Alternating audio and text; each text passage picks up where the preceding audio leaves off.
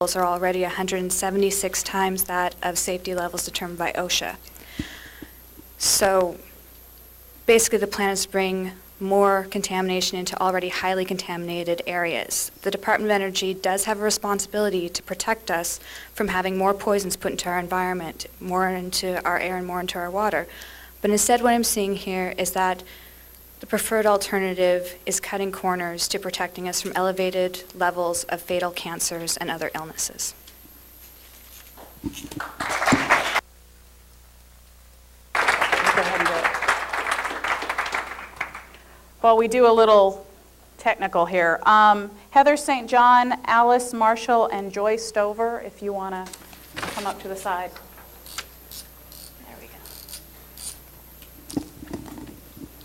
Hi, my name is Sasha, and a couple of years ago in 2000, I was a research intern with Heart of America Northwest, and my job was to dig through a bunch of the Department of Energy's own documents and assess their history of off-site waste shipments to Hanford. What I came up with is this document, which I'd like to submit for the public record. I'm going to summarize some of those findings right now. I looked at 9 sites from all over the country, in Illinois, California, New York, Kentucky, Ohio, New Jersey, Colorado, all over the country. And I'd say that these 9 sites probably offer a reasonable sample of the whole DOE complex. And what I found in reviewing these 9 sites and their history of sending waste to Hanford was a history of carelessness, mismanagement, and violations of state and federal law. I was able to document this even though the DOE didn't complete all of their own checklists. And I found some big problems. There were problems with waste traceability, which you can see is in more than 2/3 of the sites looked at, waste characterization, quality assurance, property manifest, waste designation, training, packaging, segregation. All of this sounds a little bit technical, but the fact of the matter is that these regulations and these standards exist for a reason. They don't exist in a vacuum. They exist to protect us from radioactive waste and its effects. I need a food handler's license to serve you coffee, and so the Department of Energy, I think, should train their workers effectively if they're going to be handling our radioactive waste. I wanted to point out a couple of particular situations that were very disturbing.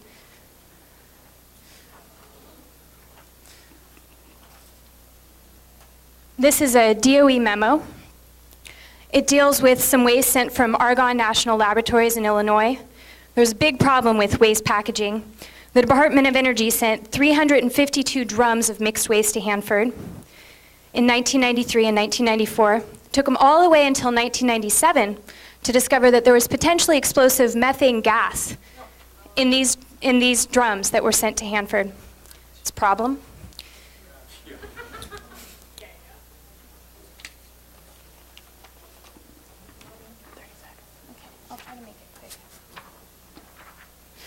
This here is a document about Lawrence Berkeley National Laboratories in California. It raises a concern that's very relevant to transport, manifesting what is in shipments to Hanford. For example, if there's a problem on the roads and something lacks a property manifest, as the items in this document here did, it would be very difficult to take care of the problem, to find out what exactly was being released into the environment and to find a way to treat it and take care of it. In this case, the waste wasn't even in transport when we discovered there were no property manifests. The Department of Energy accepted shipments from Lawrence Berkeley from 1989 to 1995, unmanifested burials of low-level waste, and it was not until 1996 that they notified at Hanford that the waste were actually mixed waste. DOE Richland subsequently opted for no action and left the waste in the burial grounds. This is a problem. I asked the department, can I finish real quickly? I asked the representative from the state earlier. Okay. I asked the representative from the state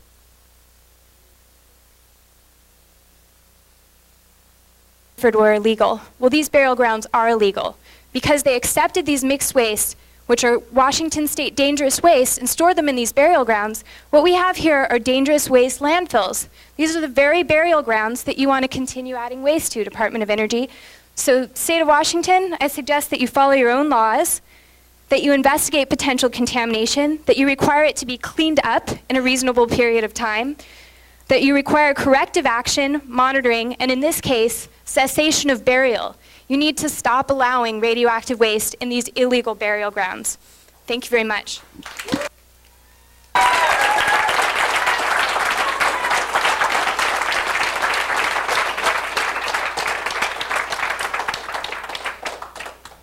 Paul Richmond? Thanks. Hello, am I on? Okay. My name's Paul Richmond. I'm an attorney in Seattle. I also was just elected to a position on one of the board committees of the Washington State Bar Association. So I have a lot of concerns with what was been said here and what's going on here, and I agree with everything that's been said by the people who've been raising criticisms. I think there have been also a tremendous amount of procedural irregularities, not all of which I can possibly go through in 3 minutes. I have a lot of concern about the amount of public notice. We had earlier a demonstration of just how few people in this room were actually even aware of this through the efforts put out by the Department of Energy. If it wasn't for the public interest groups, we would basically be sitting here in an empty room. That's a major irregularity. That's not adequate public notice. I also have a real concern about the lack of people actually making a decision who are present here. Supposedly there are a few of them. I don't even see them taking notes. I didn't see them taking notes when members of the Environmental Protection Agency were talking. There are 63 concerns, by the way, that the Environmental Protection Agency raised about this site, so it shows you something's wrong. Beyond that, I feel this tremendous sense of disconnect because of what I talked about earlier. Remember how this thing was written? Most of this was put in place before September 11th, and what's happened to this country after September 11th? You know, we've had the Department of Homeland Security created, the largest single now government agency, with maybe the exception of the IRS, to totally change things. And there's absolutely no impact on what's going on here. 70,000 trucks carrying nuclear waste through the Columbia Gorge. And I've lived in the Columbia Gorge, by the way. I've lived in towns with names like Lyle and Timber Valley, and I've seen that. And that's like some of the worst driving conditions you will encounter on the planet. There were times when the whole area was just closed off and we couldn't even travel for weeks. That's how bad it is. And then the times you could travel, there'd be times when you'd see 5 or 6 cars or trucks piled up just in the 60 miles between, say, Hood River and Portland. That's how bad it is. But we're going to take, supposedly, now we've got this Department of Homeland Security telling us that the main thing we've got to fear are these terrorists grabbing nuclear weapons. Now, I asked at an earlier hearing, was there any single foreign agency that ever in the history of the planet has committed as much harm to this country as the Department of Energy has at Hanford? Asked a representative who was there, and finally had to say, well, no. Well, now we've got 70,000 of these trucks, no provisions made for what's happened after September 11th. That strikes me as a major case of just complete, utter disconnect. And in the interest of time, I will yield to the next person. Thank you.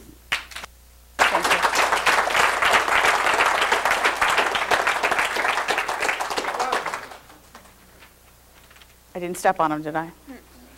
Heather St. John. Okay. The public, elected officials, and Hanford regulators expected the U.S. Department of Energy's Hanford Solid Waste Environmental Impact Statement to contain a cumulative and detailed analysis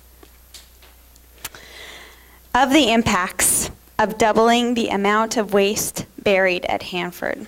We didn't get that, not at all. The environmental impact statement document fails to adequately address human and health and environmental impacts of adding the radioactive waste to Hanford. The Department of Energy has put forth a hasty and unsafe plan to truck 70,000 truckloads of radioactive waste to Hanford. The major flaws in the Hanford Solid Waste Environmental Impact Statement include: fails to include a no-action alternative, in my opinion, that would not import radioactive waste to Hanford. It fails to disclose and consider the total impacts of radioactive waste already at Hanford. It fails to consider dangers of importation of more waste. It fails to disclose impacts of transportation routes. It fails to consult with tribes and other tri-party regulators. It fails to include a responsible alternative to ending the use of unlined soil trenches. It fails to disclose the impacts of burying radioactive waste to ground, water, and human health. It continues to fail. It provides only a partial description of groundwater impacts for a single well a kilometer away from the burial grounds. I urge the U.S. Department of Energy to withdraw the Hanford Solid Waste Environmental Impact Statement and start over. I want analysis of all impacts on human and environmental health. I want analysis of all risks for further groundwater contamination and transportation. It also must evaluate any waste to be put in the burial grounds. That must be on this environmental impact statement, and it's not there. Okay. Alice Marshall and then Joy. Is that all right? Alice? I lived in Walla Walla for the first 7 years of my life, and I didn't figure out that I was being poisoned till, sophomore year. So I'm sitting there sophomore year looking up websites for Hanford because I figured out that it was near me.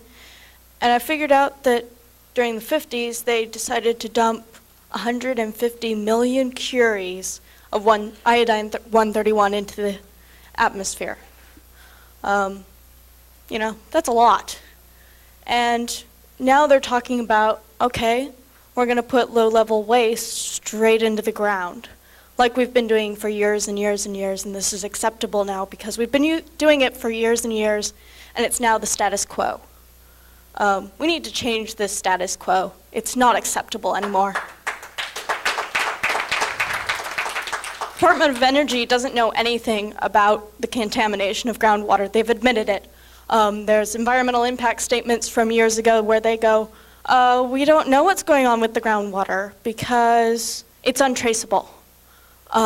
It's not untraceable, you just need to take the effort to do it. The Yucca Mountain site that everybody keeps talking about is now open. President Bush opened it up in May. They found rainwater in it, and they were claiming that it was dry before. So now that's going up. That's high-level waste, and the Yucca Mountain Society, who's trying to close it down already, is talking about the amount of pollution there is about 150 million times the explosion for the Trinity test.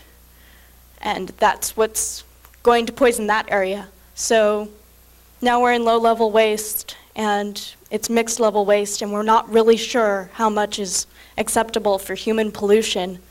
And we really need to change that. We need to figure out what is acceptable levels, if there is any. No human life is worth this. No death is worth this. We need to make the acceptable level 0.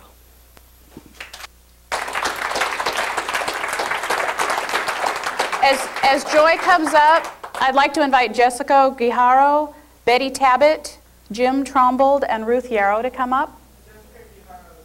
She's left? Okay. Joy? Thank you.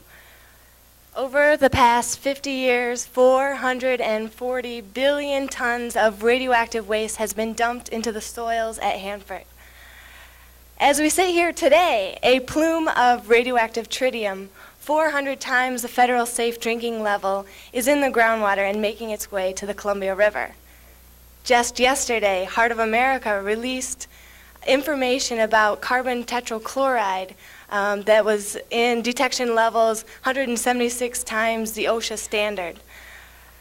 Adding an additional 12 million cubic feet of additional nuclear waste is unacceptable. using the disposal techniques that that Hanford has been currently using. For one, the trenches have got to be lined, even if it only lasts 30 years. Leachate collection systems must be put in place along with monitoring wells that actually reach the groundwater. Very important. The sites have got to be regulated, and the cleanup needs have got to be the priority. Already 67 of the 177 tanks filled with highly nuclear radioactive waste that's liquid, which were built in 1943 to last only a couple decades, are leaking. 67 of those. Okay, 30 seconds. 30 seconds, okay. I did want to say those tanks must be drained and vitrified. The whole 99%, not the 25 that the Bush plans now calls for. The Department of Energy must refocus their energy on these long-term effects versus the short-term gains.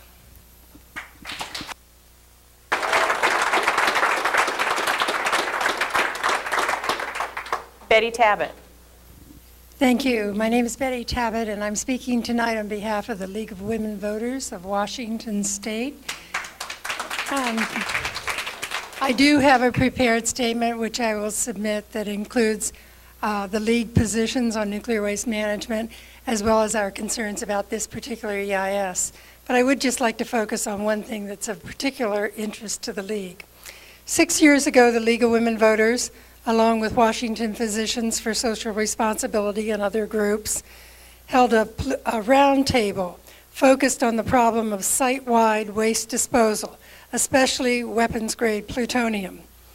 We received from the Department of Energy a commitment that they would convene an inclusive and representative national dialogue to give full public hearing to the question of equitable and responsible decisions on the storage and disposal of nuclear waste from the cleanup of our weapons program. There was a minor effort to shape that dialogue, but the commitment was never met. The flawed proposal in this EIS would never have emerged if that full public discussion had occurred. The League submits that a national dialogue still needs to happen. There should be a full public discussion of the most environmentally sound solution for the management of all cleanup waste. The public needs the assurance that the mistakes of the past will not be repeated. The public needs to be able to trust the decision makers. The public of the Northwest must know that the wider public of the United States also values our resources, our land, and our water. Thank you.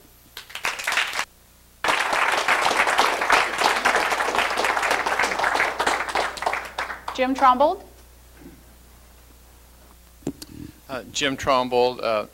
I'm a physician very involved at Hanford. I participate on the board in the Hanford Task Force of Washington Physicians for Social Responsibility, and I'm also our representative on the Hanford Advisory Board. I wanted to just say, first of all, I think it's each and every one of us that's here ought to pat themselves on the back, as this probably could doing something more frivolous this evening, watching an idiot box at some point on some subject. But it's great that everybody comes out.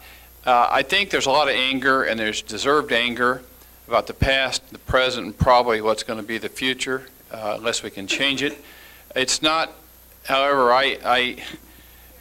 it's not about to individuals. It's not even the current Department of Energy. They inherited a legacy of a mess, and they have a job, and they have a budget, and they have their own bureaucratic politics, and then they have to have an angry public to deal with. So I want to keep it in perspective, because the comments that have been here tonight ideally would be before a congressional committee. They'd be better really on the White House lawn Not just this White House. Others haven't done very well either. This is out of sight, out of mind. It's a human, as a physician, it's like an alcoholic in denial or someone in denial of an illness. There's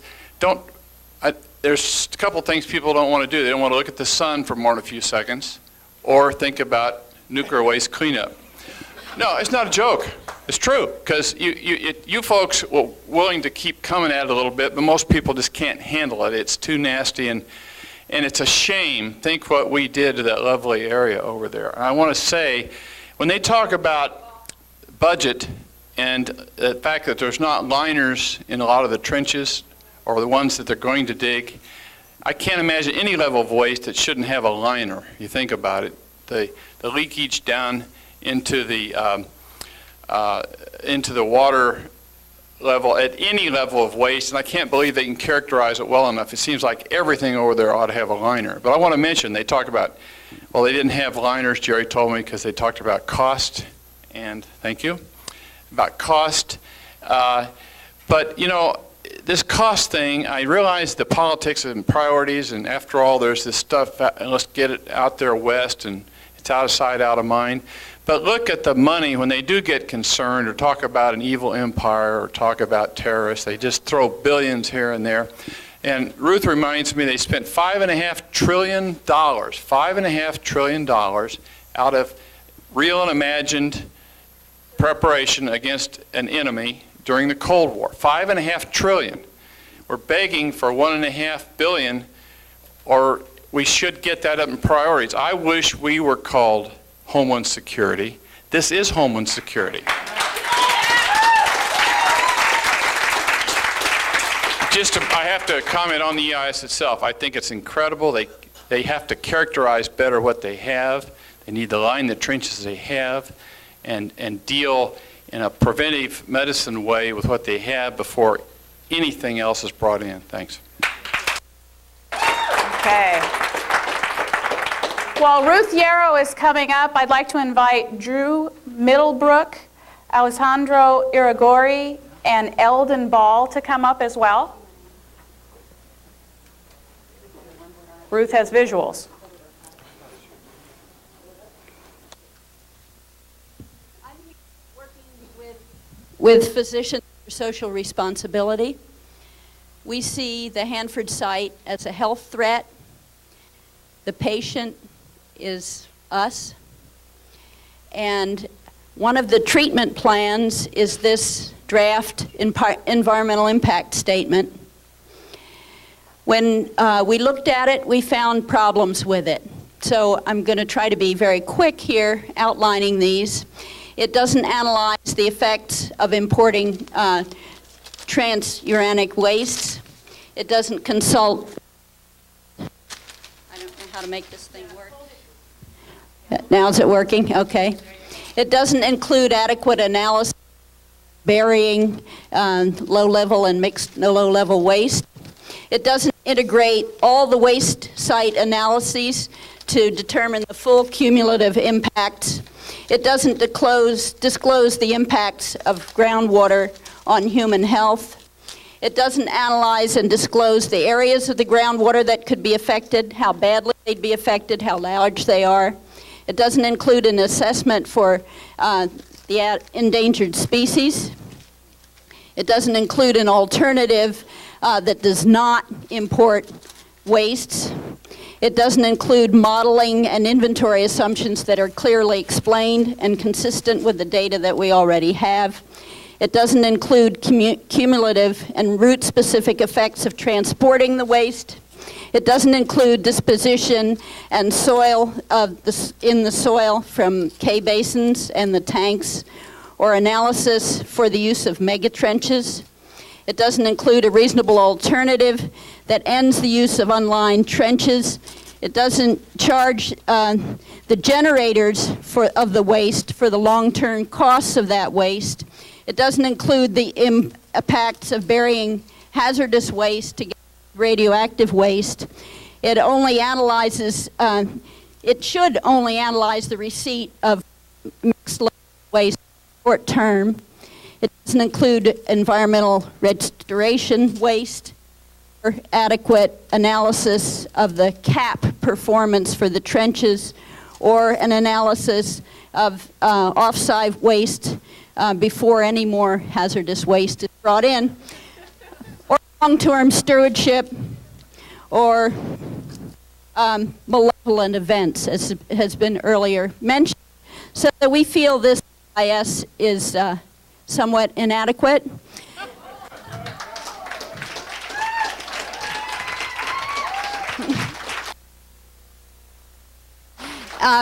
You might say we're dealing with Chads here. Anyway, what I would like to suggest is that this IS be withdrawn, that the state exercise its right, that we do implement a full national dialogue on nuclear wastes. Thank you.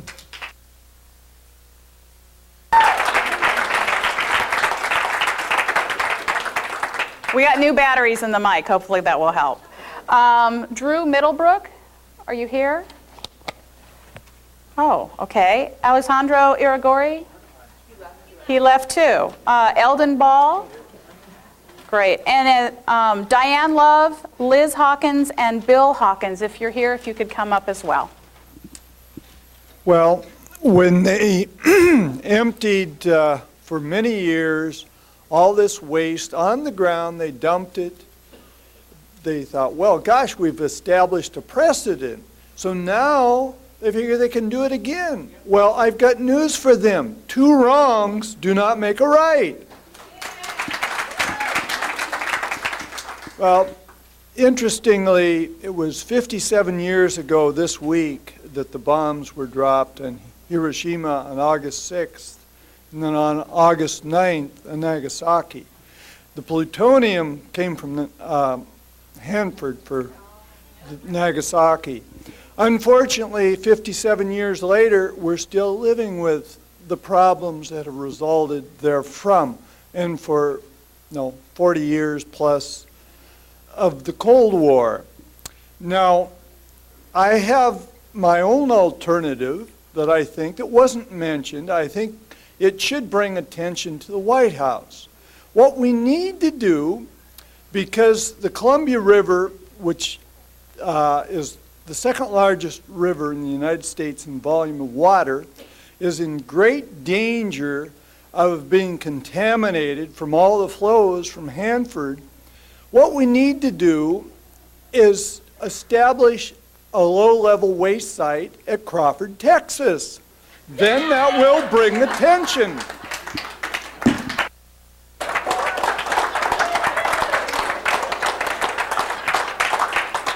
Diane Love. Hello, I'm Diane Love, and I'm here with a group of people from the East Side Fellowship of Reconciliation. And I just want to go on record for all of us that we feel that this Hanford site is already out of compliance, already violating state and federal laws, already polluting our environment, and already offending our conscience. To add further to that, by bringing more shipments in before we have even begun to do the job of remediating the damage that's already occurring, is absolutely unconscionable, and that's our position. Thank you.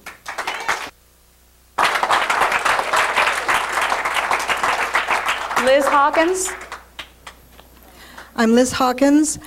I don't represent any organization. I represent de facto all mothers, all sisters, all children, because that is what is important. That is the issue. You asked for my comments. My comment is no. For our dyslexic White House residents, that is N-O. Got it?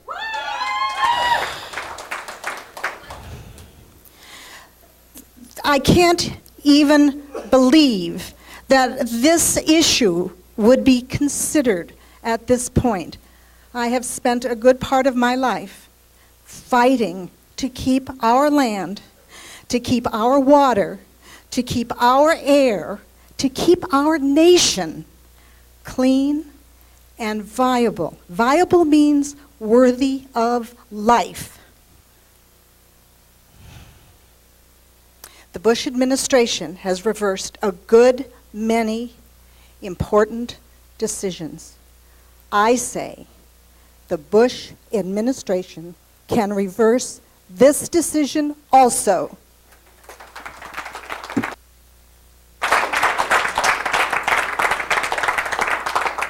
We have Bill Hawkins next. If Jenny Smithson, John Petson, and Dean Fournier would come up to the side, please.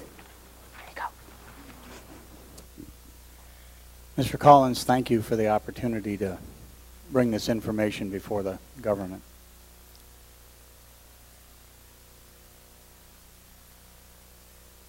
My wife just spoke to you.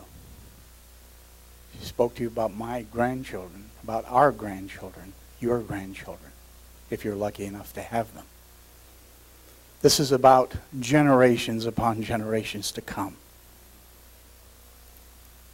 And it's not about whether or not your employer is satisfied that you've done what they want you to do. It's very important that you listen with your heart here. I counsel you to listen with your heart. It is an anniversary, if you will, one day removed from a very destructive use of nuclear energy. We've shown that we have the capacity to misuse our technologies, just as we have the capacity to use them correctly. There are many, many questions that I could not answer by reading the statements issued regarding what's going to happen at Hanford. For example, I went to the site information, and I calculated there was roughly 3,144 inventoried site-coded features at Hanford. Some of them very innocuous. But in the 200 area, for example, on page 71 of 131 pages, UPR 200E-16. There's a notation there. It doesn't tell me anything. But the next line, UPR 200E-18, contamination released at A8 sampler pit, UN-200-E-18. I would like an explanation for that and all other sites in this document. And I don't care if it's classified. It's called We the People. Let's keep that in mind.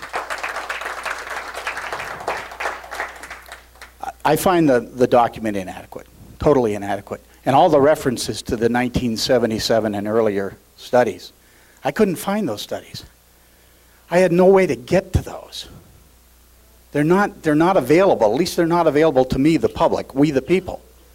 They may be somewhere, they may be in somebody's library, but they're not available for us to evaluate that. I think you have a serious problem on transportation. If you read the latest reports from the U.S. Border Patrol, half a minute? If you read the reports of what they're trying to do to keep illegal nuclear waste or nuclear materials out of the United States, it's a huge effort, and they don't have a clue whether they can prevent it. But we're going to provide them with thousands upon thousands of more targets. All they have to do is bring their bomb. They don't even have to have radiation. So the transportation part of it is a joke. And then finally, I think that we should keep in mind as the public that over the last few weeks, because of the stock market fiasco, we saw a change in the mood where misreporting corporate information is becoming a crime. And I urge that all of us work with our representatives to make it a crime for anyone to release or to guard and keep information from organizations such as Jerry's. That should be a crime. And if you feel not comfortable, you, the collective department, find another job. I really urge you to listen with your heart. Thank you.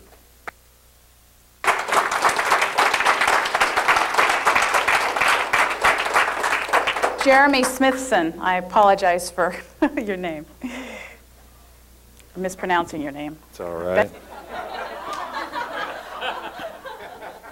I kind of like my name. 50 years ago or so, I was born in Xenia, Ohio. Telephones were big clunky things with dials, and television was just getting started. Today, telephones look like this. We've got thousands of TV channels, but the DOE, or its predecessor, back in 1951 was burying waste in unlined trenches, and they're still doing the same thing today. I've got a suggestion to make. At this moment, the Bush juggernaut, together with the daddy of the DOE, the DOD, is conspiring to wage war against the people of Iraq, supposedly to get to Saddam Hussein. Our Congress, meanwhile, is grimly agreeing. After all, he poisoned his own people.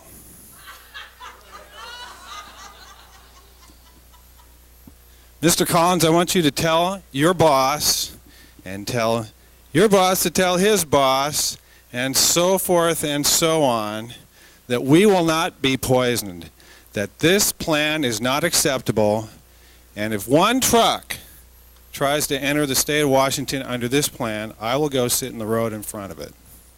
Thank you. John Petson? Is John Petson here? Peterson. Peterson. Something got transcribed without a few letters. I apologize.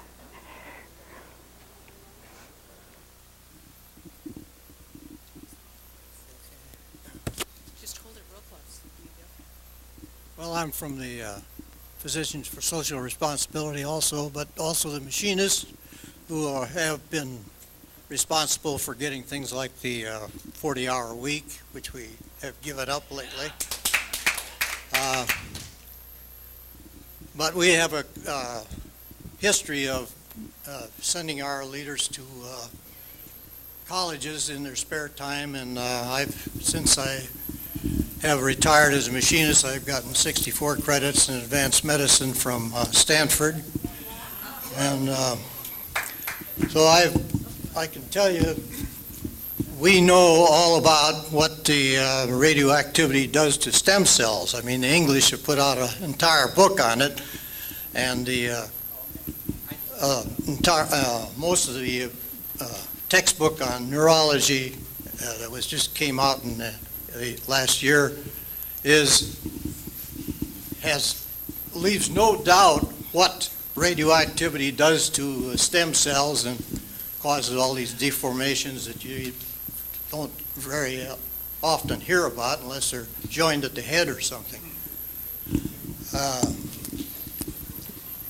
So with this thing that's happened to us now, of course, we've been through about 10 times, and maybe we've changed Patty Murray's mind a little bit, because we had to spend the last couple of years convincing her that we should not have FFTF, we should be cleaning up Hanford. So I hope she has changed her mind.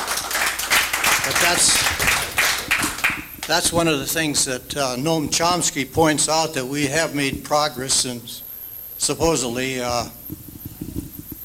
we arrived 1,750,000 years ago, and at that time our ancestor had all the stem cells you need to do what we do now. But he didn't have to contend with all this radioactivity, and he probably would have his politicians here at this meeting protesting what we are doing to the stem cells in the human race.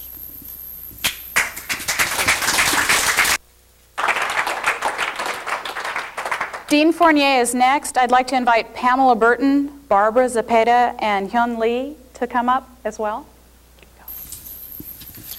I'm Dean Fournier. I'm a supporter of Heart of America Northwest, but I'm speaking here for myself, and I'll be very brief. 4 points.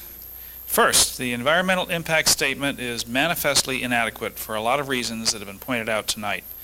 And as a matter of law, then, the proposed action can't go forward as is. I'll just single out one aspect of that deficiency. It doesn't present and explain an alternative to burial in unlined trenches. That in itself is reason enough to reject the EIS. 2, unlined burials of waste pollute groundwater. These burials will poison groundwater with a totally unacceptable effect on the first Americans' fish diet, as you've already heard. 3, the dangers of 70,000 trucks hauling radioactive waste on our accident-prone highways, which we hear about every morning, busy and getting busier, is truly mind-boggling. And that's even without considering the possibility of intentional acts, that is terrorism. So 4, don't just go back and punch up this EIS, its obvious deficiencies. Throw it out, put it into an unlined ditch, and start over. Drastically improve the proposed action, not just the EIS, but the proposed action. And then prepare an EIS with full disclosure and invite us and the public back to review and comment on it. Thanks.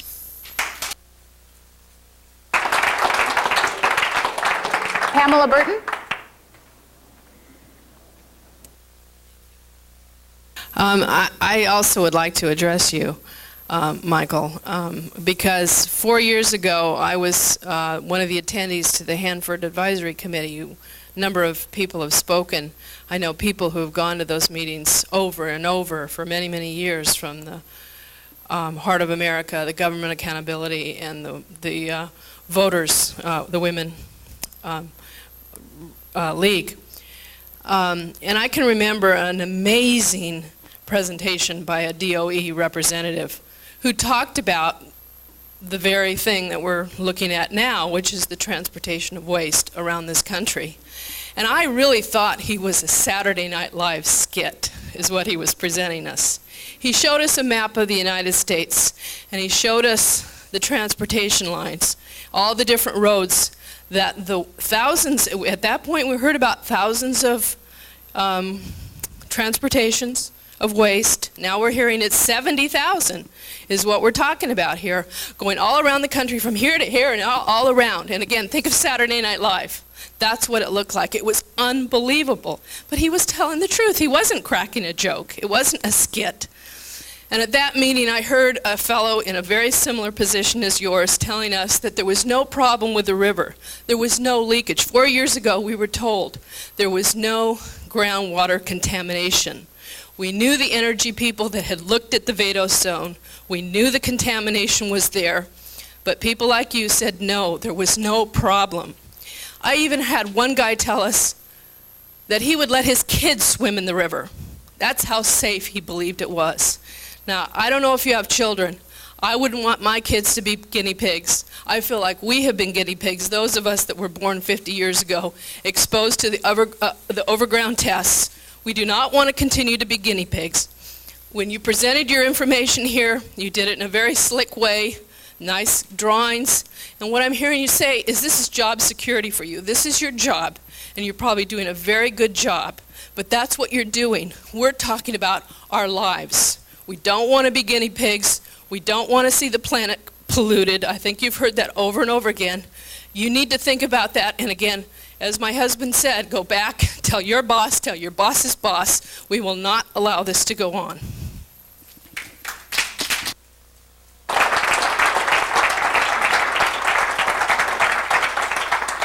Barbara Zepeda? Here, stand in front. I'm Barbara Zepeda, and 50 years ago I had to listen to my mother talk about how Russ Knight was the only supervisor at Hanford, that she worked in the decontamination lab, that actually tried to do things according to the book. And of course he never did advance up in the General Electric or Westinghouse career paths at Hanford. And I'm afraid that that's the type of thing that's going on now. We are run by a nation of liars, and if you don't believe me, you should look in Harper's July 2001, because all the crooks that were unindicted but co-conspirators in Iran-Contra are all now running our government, and they're looking for people to bomb elsewhere. And as has been said before, our real terrorists are our own government, because we arm the world. We spend $400 billion a year, and we're spending another $100 billion a year creating more weapons. And we're not willing to spend $1 billion cleaning up. And I would like people, because I've repeatedly asked the Hanford people and officials to give us a report from the International Atomic Energy Agency, and they've refused to do that. And so I finally got a computer, and if you want to look up yourself, www.iaea.org,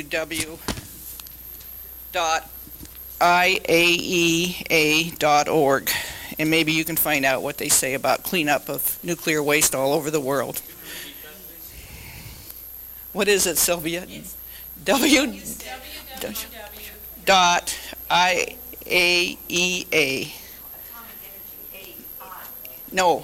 No, International Atomic Energy Agency. iaea.org. And we really need to say that we are going to be under the rule of laws, because our government has said they will not. And we have a government that considers itself above the law.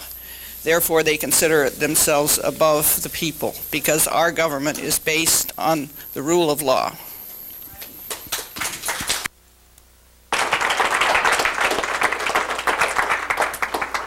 Next we have Hyun Lee. I hope I'm pronouncing that right.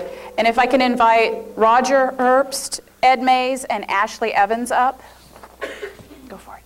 Hi, my name is Hyun Lee. I'm with Heart of America Northwest.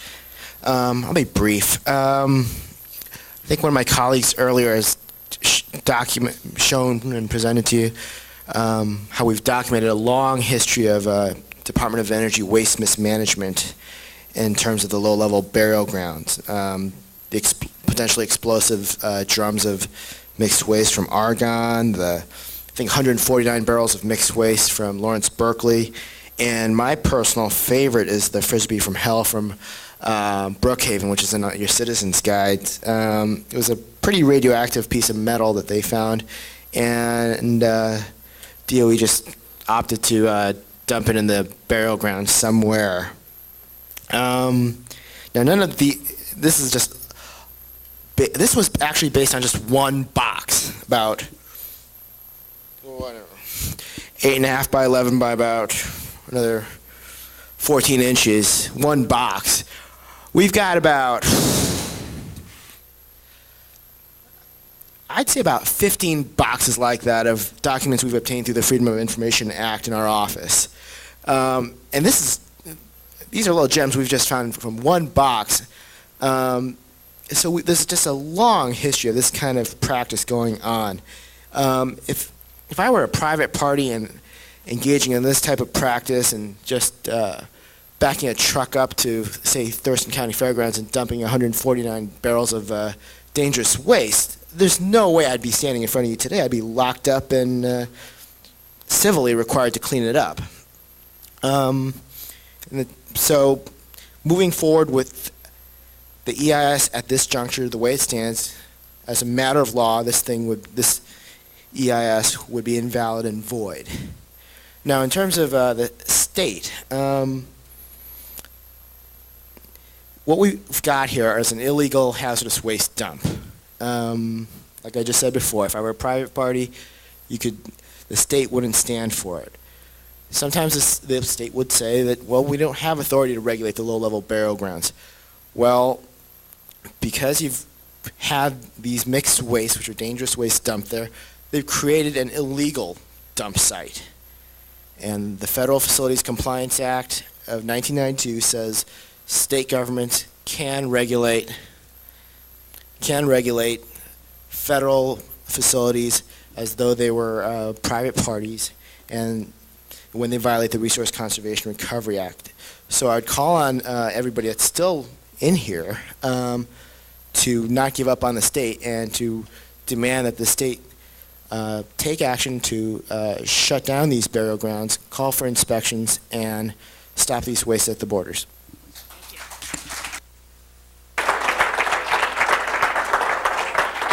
Is Roger Herbst still with us? I'm sorry, I don't know if I pronounced your name correctly or not. Good enough.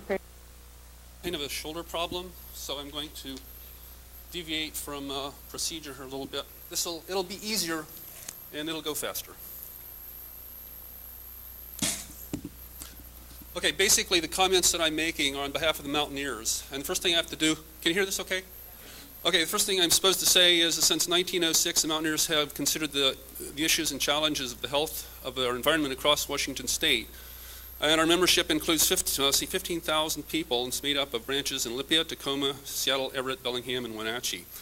As you know, production of weapons-grade plutonium has made the 560 square miles of Hanford facility in eastern Washington one of the most contaminated sites in the world. The Hanford facility sits on the banks of the Columbia River, one of the region's most valuable natural resources. The DOE's current mission at Hanford is cleanup. In spite of this, the DOE has developed a plan to implement a Bush administration goal announced last November to eliminate vitrification of 75% of the nation's high-level nuclear wastes from nuclear weapons production. Unfortunately, many of the elements of this plan are either illegal or promote illegal practices. The plan proposes pouring cement into tanks even before the DOE prepares a legally required environmental impact statement. Contaminated soil and groundwater would not be cleaned before the DOE declares the tanks closed.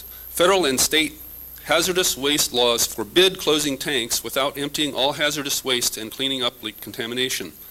The plan proposes illegitimate reclassification of waste at Hanford, including a commitment on behalf of the Department of Energy to determine certain wastes do not require permanent isolation as high-level wastes.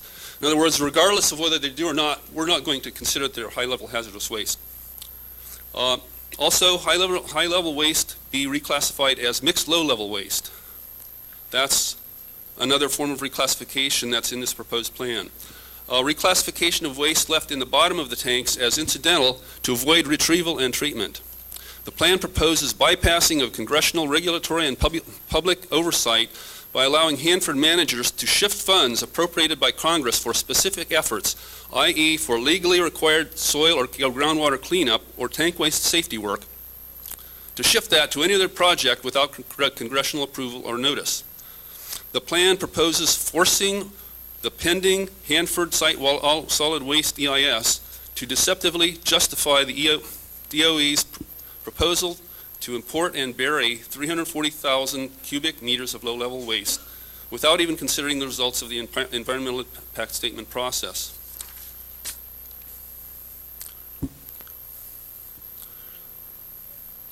The importation of massive amounts of radioactive waste from our out-of-state into Hanford facility for burial in unlined soil trenches. NEPA, National Environmental Policy Act, requires a comprehensive look at all the impacts of bringing waste to Hanford, including risk of accident, impact, and soil and groundwater contamination. The plan proposes to ship low-level waste to Hanford that is radioactive waste mixed with chemical wastes. However, the state of Washington has jurisdiction over this type of waste under Ecology's Model Toxic Control Act. The proposed plan also promotes illegal practices by increasing contractor self-assessment and reducing federal oversight for safety and health. It has been documented that Hanford contractors have violated numerous provisions of federal rules designed to prevent workers from being exposed to toxic substances. Since my time is up, that's all I'll say. Thank you. Ed Mays? Hi. My name's Ed Mays, and I'm in numerous organizations, but I'm just actually here representing myself tonight. I'm going to say something a little bit different. You know, I'm sitting here watching this, and, you know, I haven't seen one person that's actually been in favor of this plan, and except for the person here from the Energy Department. But, you know, they hold these hearings all over the country, and I'm sure it's the same way. It's every single place that they go, just people totally outraged at this. And, you know, it really is a really good example of, you know, the unaccountability that our government is this state of unaccountability that our government has arrived at. And I remember, I saw Helen Caldecott about 3 or 4 years ago. She was here. And one thing sticks out of my mind, and she just said, you people have to get your government back. And, she's coming from New Zealand and Australia, and the whole entire rest of the world, they're kind of at the mercy of our government right now. And it really is up to us to get our government back, not just for us, but for everybody. And so I don't know what it's really going to take. We can remonstrate, we can come here to these things, and, we can, yell at our governor and our congressmen, and a lot of them are on our side and everything, but they're still determined to dump all this stuff on us. So, it's probably going to come down to us getting out in the road and blocking these trucks like the governor of South Carolina, I guess. But if that's what we got to do, I guess that's what we got to do.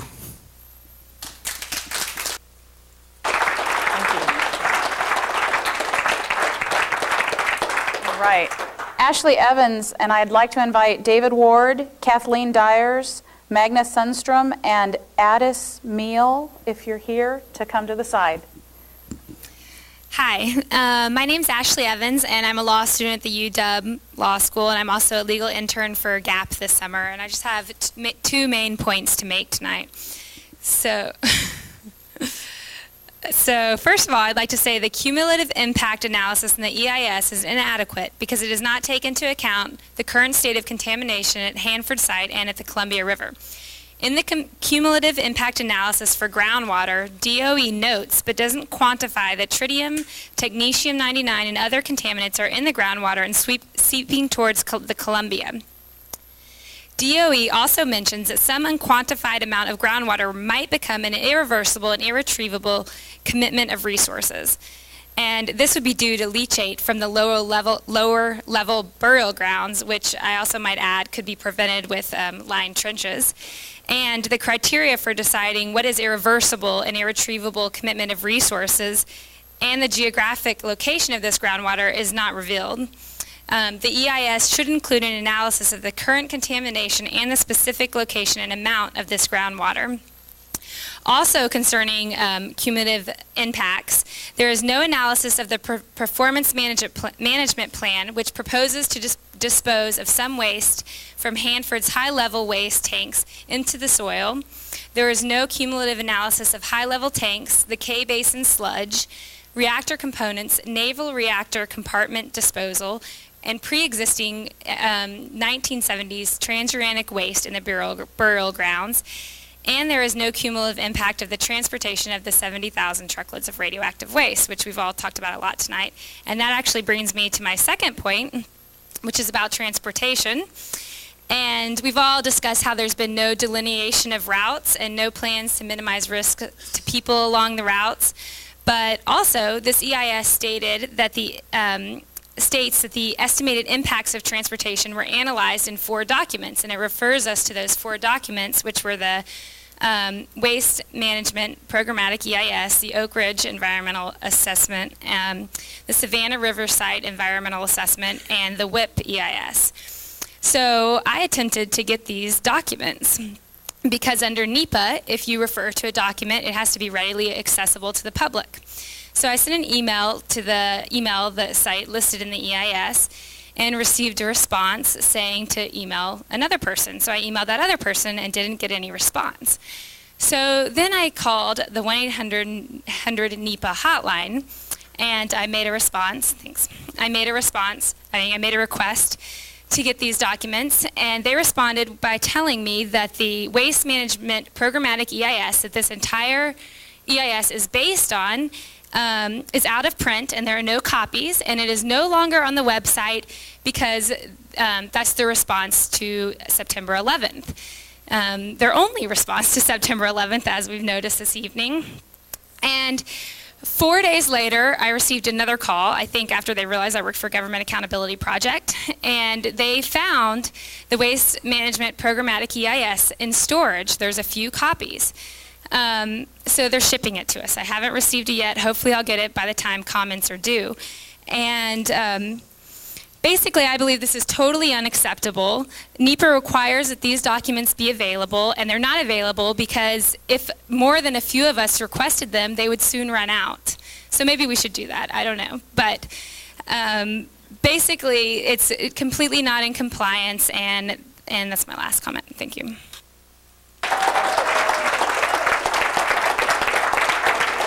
All right. Want to let you know it's about 10 o'clock. There are 11 people on the list, and I've appreciated both your patience and your willingness to balance what you want to say and trying to fit it into 3 minutes. I appreciate that. David Ward.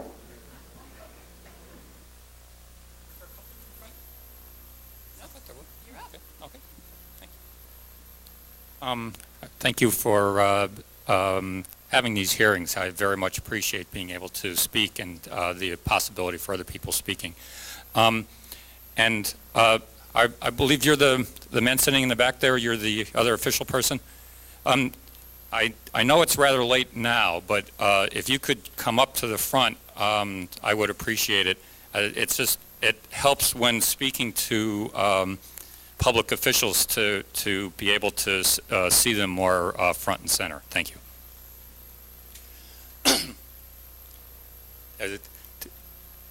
Well, you come closer, but all right. The Hanford Hanford already does not meet the legal requirements that it's supposed to. It really should be closed down tomorrow.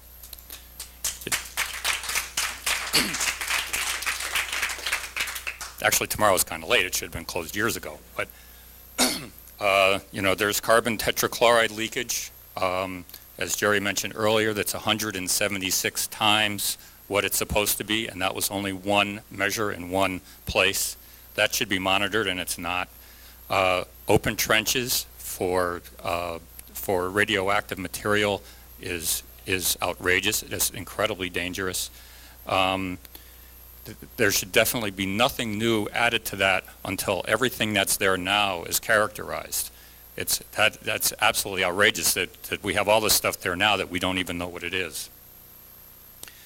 The EIS was completely inadequate, as many other people mentioned. Toxic waste was not included. Chemical waste was not included, despite the fact that these are mixed in with the radioactive waste. The groundwater leaching also, as people mentioned.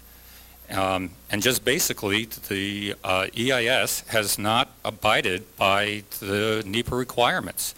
There are various things that it's supposed to look at that it has not.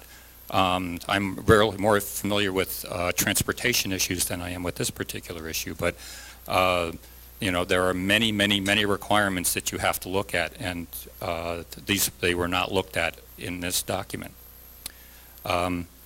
There's a little cartoon over there about the Titanic, saying about sinking of the Titanic.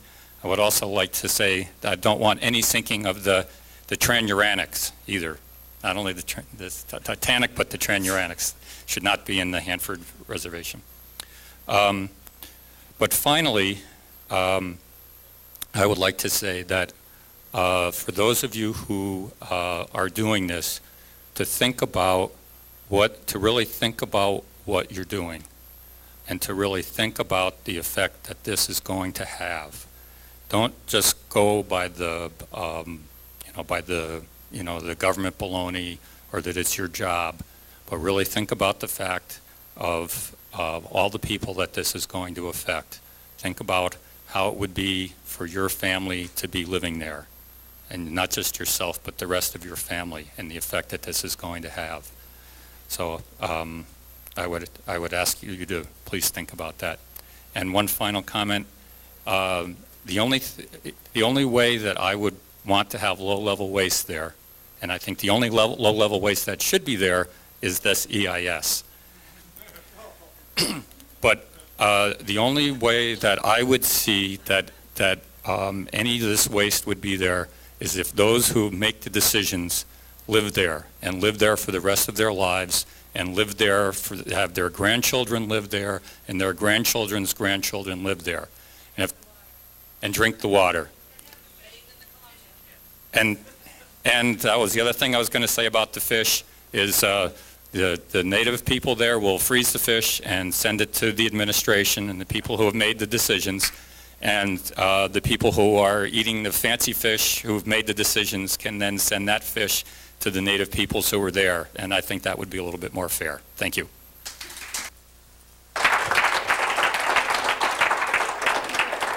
Is Kathleen Dyer still with us? Kathleen? Magna Sundstrom?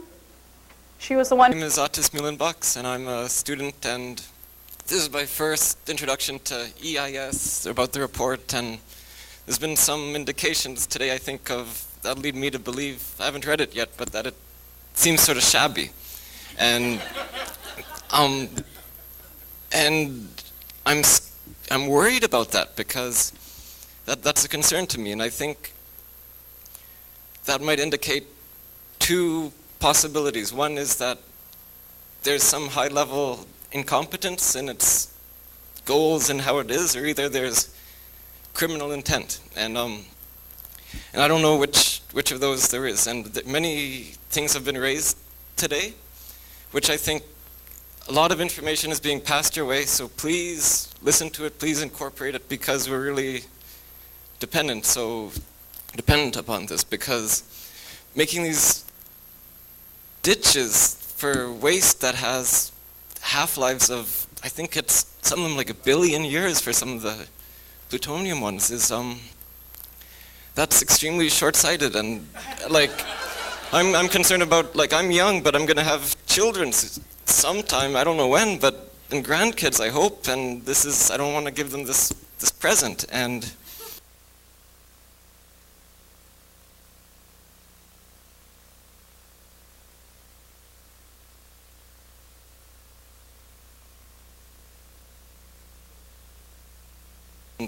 on the land, like, that's just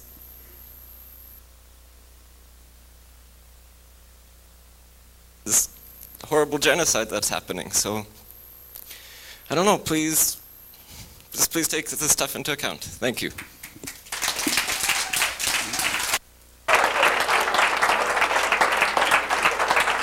All right.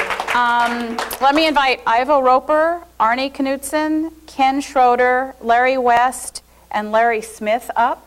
Ivo?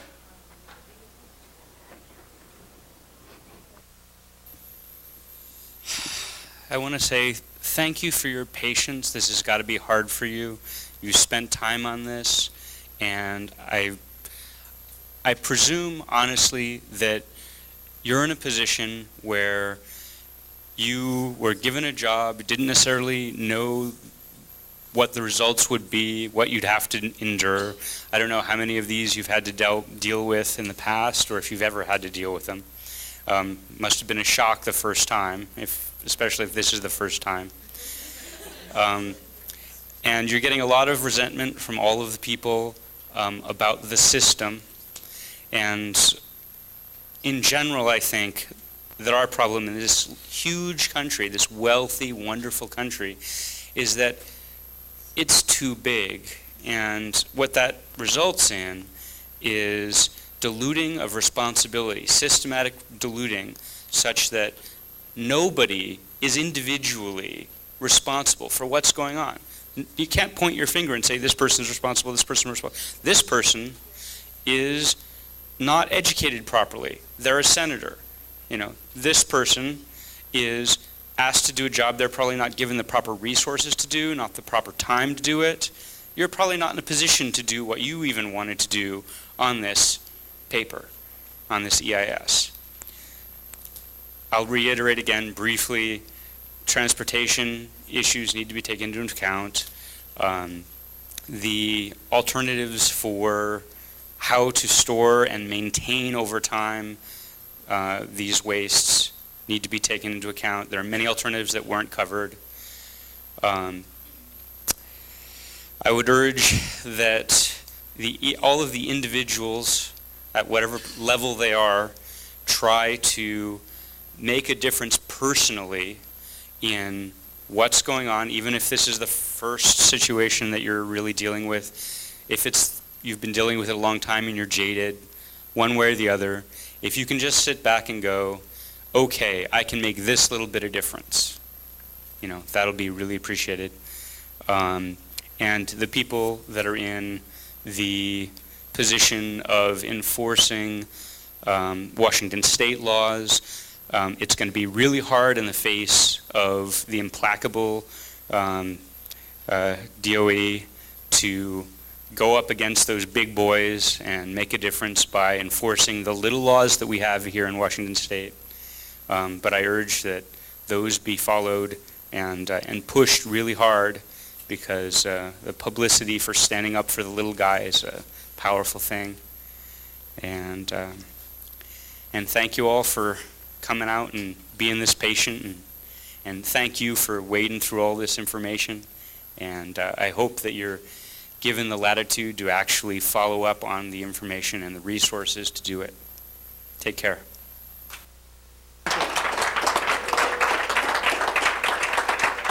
Arnie Knudsen. Quite frankly, I'm offended. I'm offended by this EIS. It's inadequate to the point of not even simply addressing the idea that no nuclear waste. And that's 70,000 no's, nuclear waste to be put in unlined trenches. All nuclear waste should be at a minimum in a lined trench, capped with monitors and wells that have water in them to monitor it. Let's get with the program.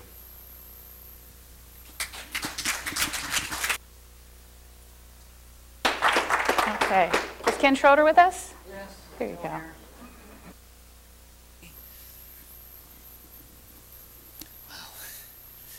Hi, I'm Ken Schroeder, and I'm representing, I guess, the working folk of White Center.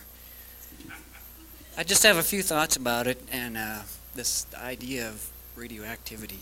I heard a number mentioned about storage for 10,000 years, and I cannot comprehend 10,000 years. I mean, when you think about the Colosseum in Italy, I mean, that thing is only 2,000 years old, and it incidentally is made of concrete.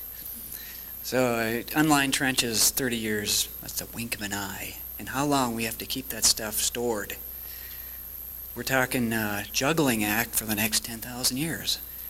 Whatever goes in there, and to get all that, 70,000 truckloads plus whatever is already there, is a fantastic amount of material. How do you mitigate that? First of all, we're not mitigating what's already there. And to mitigate the other stuff is an impossibility. If it's spread out amongst the country in various small areas, I think it would be easier to handle. Not only that, but if it's all in our backyard, everybody else doesn't have to worry about it, and the onus is on us for 10,000 years to take care of that stuff. That's all I have to say. Thanks. Larry West? Larry West? Are you still here? Larry Smith? Okay, we're down to the last three on my list. Bernadette Roberts? Okay. Nancy Croning?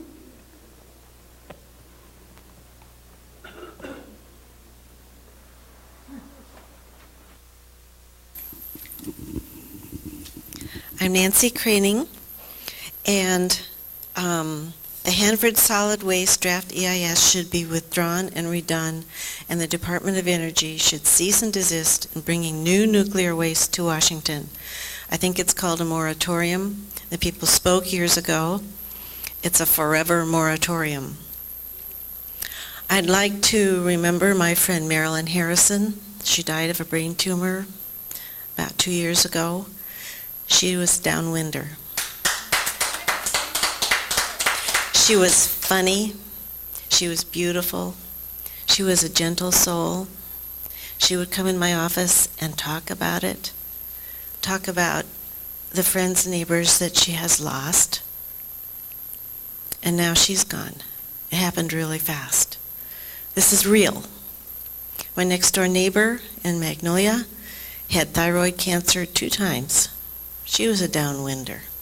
It changed her life. Her husband left. He couldn't handle it. I don't hear any talk about best practicable technology.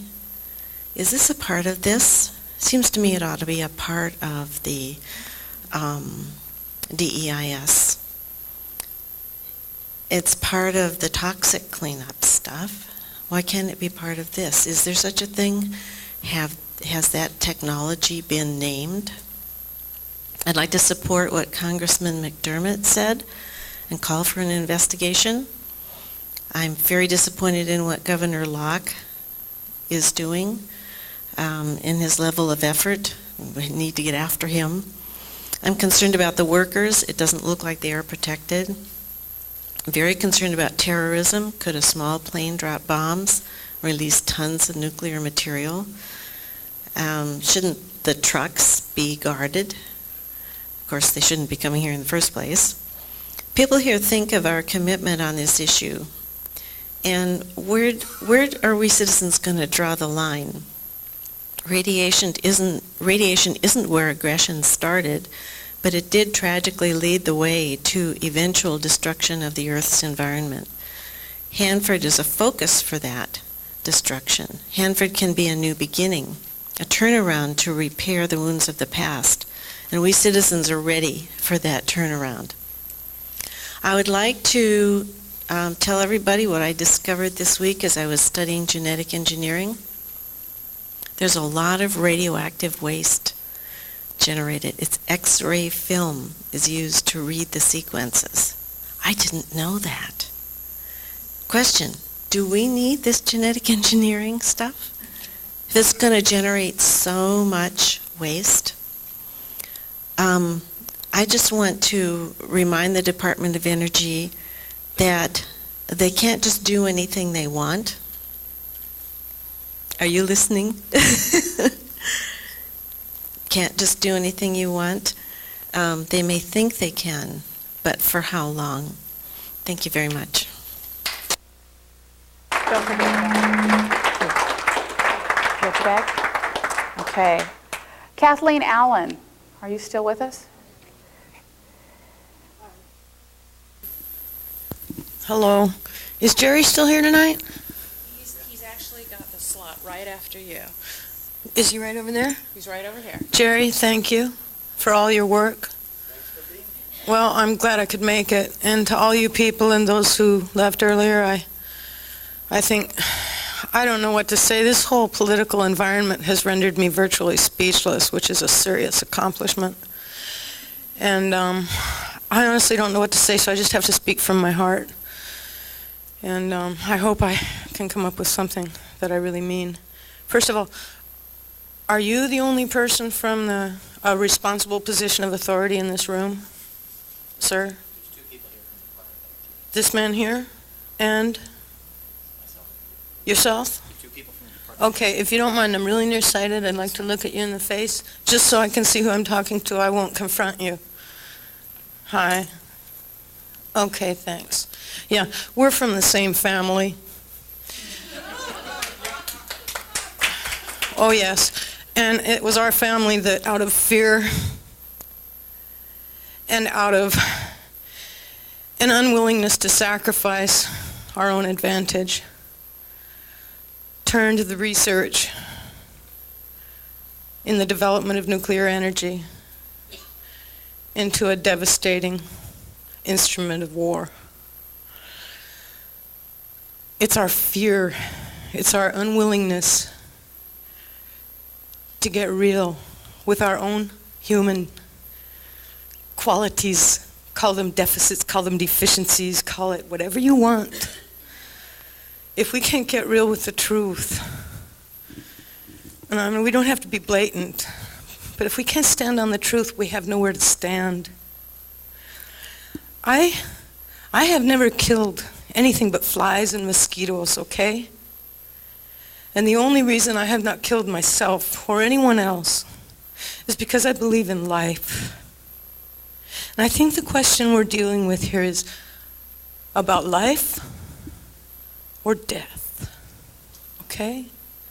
And each one of us in this room and each one of us in this globe, in this incredible jewel of a planet, has, with every breath, a choice to serve life or not.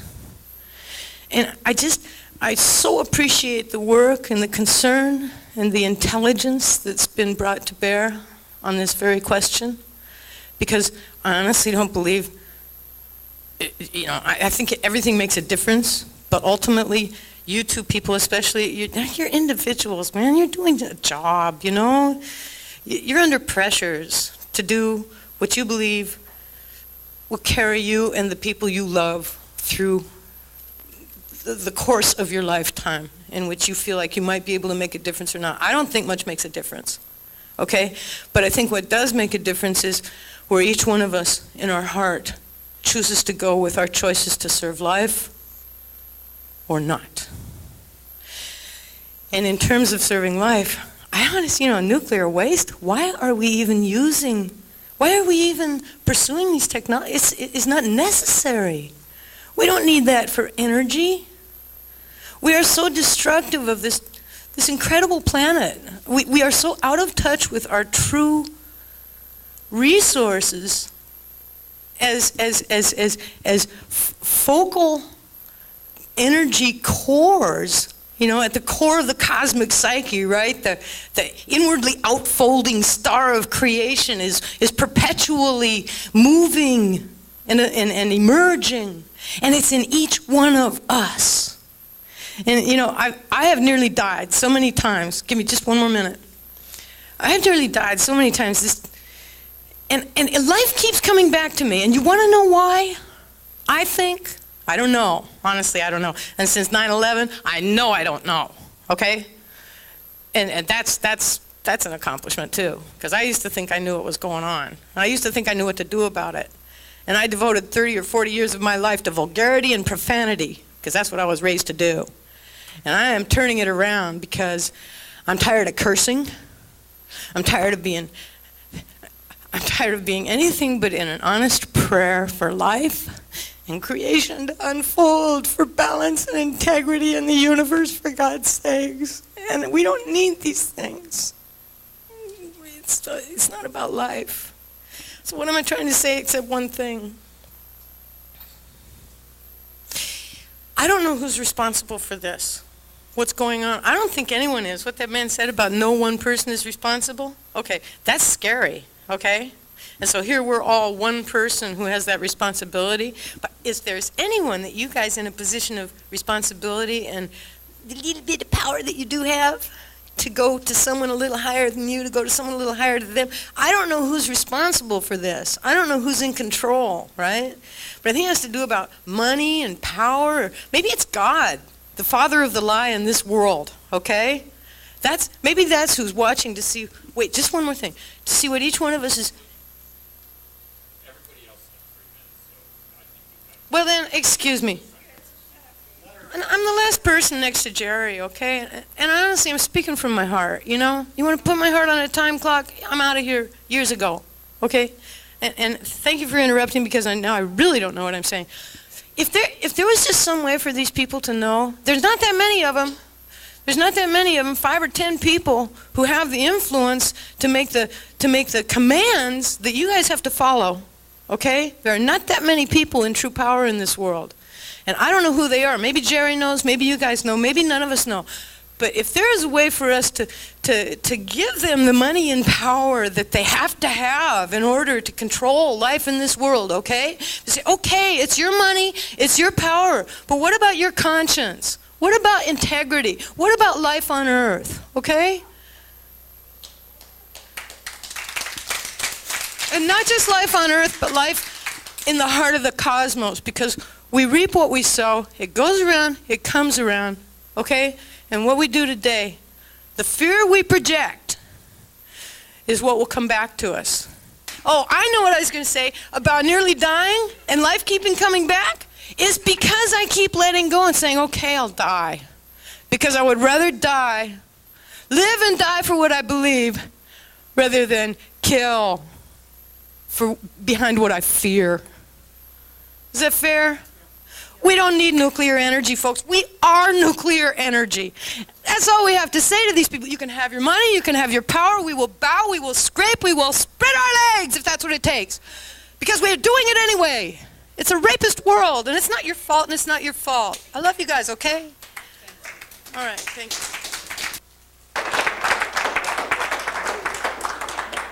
With Jerry's permission, I'm going to make him wait just a smidge more.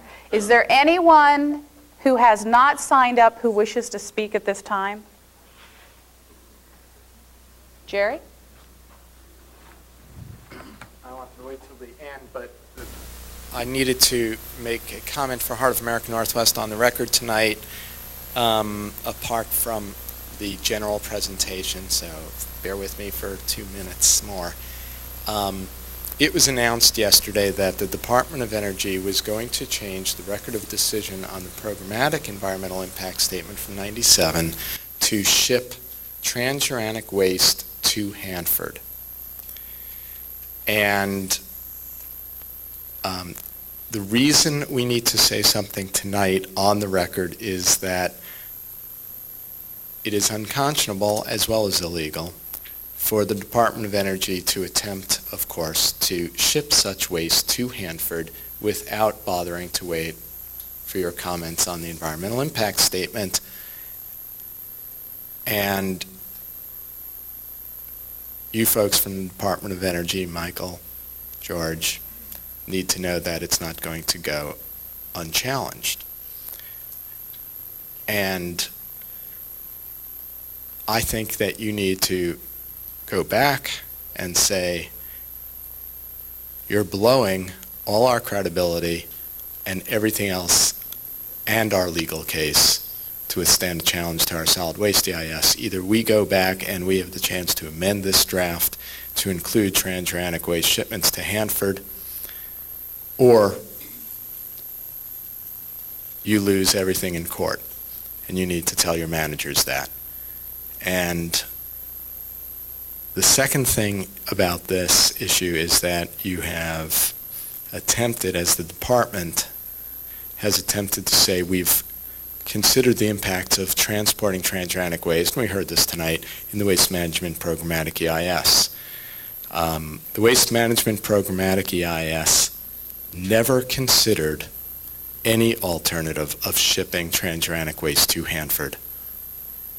And of course, we can't check the full Waste Management Programmatic EIS because it's not readily available, but we can. I did check the summary document you have, and I have, as you have experienced in the past, a pretty good memory for what is in these documents.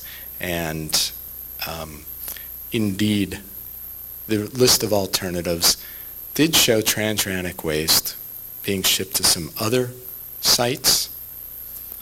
It did not show any consideration of shipping transuranic waste to Hanford, and didn't include remote handled and mixed transuranic waste.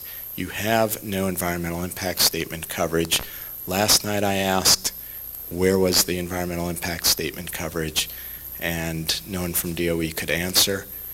Was able to look at the programmatic EIS summary, and it's very clear you have none. And I urge you, you better stop Jesse Roberson and Secretary Abraham before it's too late.